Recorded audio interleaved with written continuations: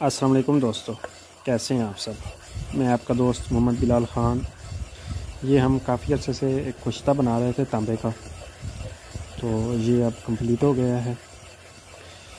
ये जो हमने बनाया है, सबसे पहले तो हमने तांबे के पत्थरों को मुसफ़ा किया था आग के दूध में। उसके बाद जो है मुसफ़ा करने के बाद हमने करीर के टेले लिए थे, उसमें उन पत्थरों को रख के आग दी। जब आग दी तो फिर इनको निकालने के बाद ये एक ब्लैक से रंग का कुश्ता निकला। उसके बाद हमने करीर के फूल लिए, उनका हमने तकरीबन कोई 1 से 1.5 लीटर तक हमने उनका निकाला रस। 1.5 लीटर से भी ऊपर होगा, तकरीबन 2 लीटर तक था। तो सबसे पहले हमने इसको आगे दी छोटी छोटी 4 किलो की, 5 किलो की। तो इसने अपने मुख्तलिफ जो हैं वो रंग चेंज किए।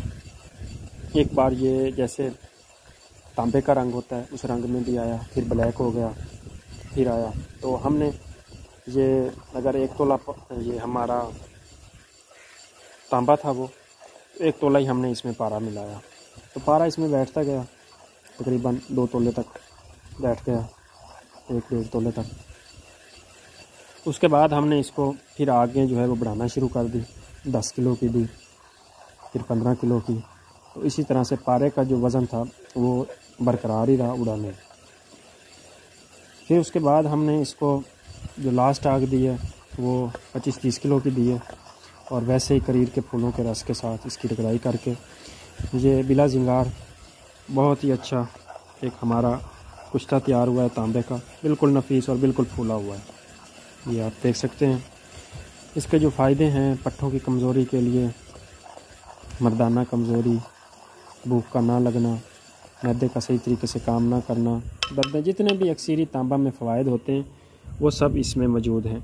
और ये इसका जो कलर बना है ये आप देख लें, ये बिल्कुल ब्लैक नहीं है, और ये समझ लें कि ये कोई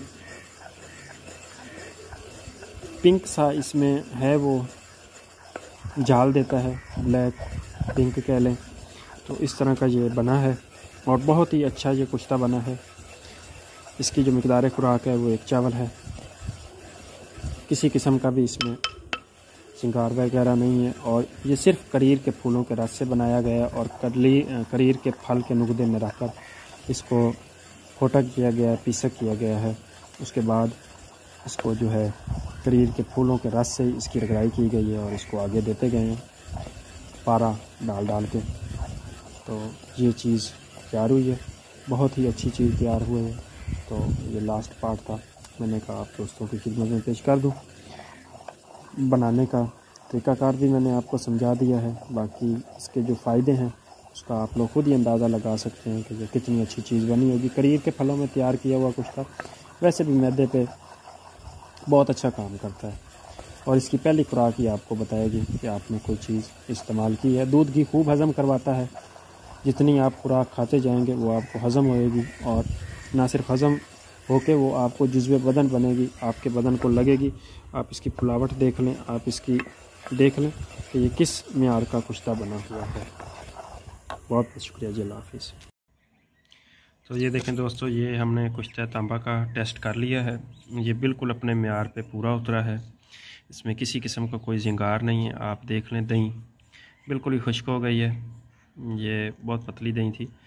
तो दो दिन हमने इसको रखा है, सर्दी भी पड़ रही है। अब आप देख सकते हैं कि दही बिल्कुल ही खुश्क, जैसे मक्खन होता है वैसे बन गई है।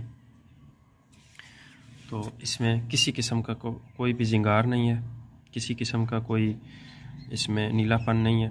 यह बिल्कुल तैयार है। आप किसी भी आदमी को ये बिला झिझक इस्तेमाल करवा सकते हैं, और इसके जो रिज़ल्ट हैं वो बहुत ज़्यादा हैं, बहुत ही ज़्यादा रिज़ल्ट हैं। दूध घी वाफिर मिकदार में ये हज़म करवाता है, पट्ठों को ताकत देता है, जिस्मानी कमज़ोरी, शुगर की वजह से आई नामर्दी वगैरह सब के लिए ये एक अक्सीर का काम करता है। तो बहुत ही अच्छा ये कुश्ता तांबा हमारा तैयार हुआ है, और ये सिर्फ़ करीर के फूलों के रस में और करीर के फलों में और पारे की पुट देकर और करीर के फलों के रस से ही तैयार किया गया है।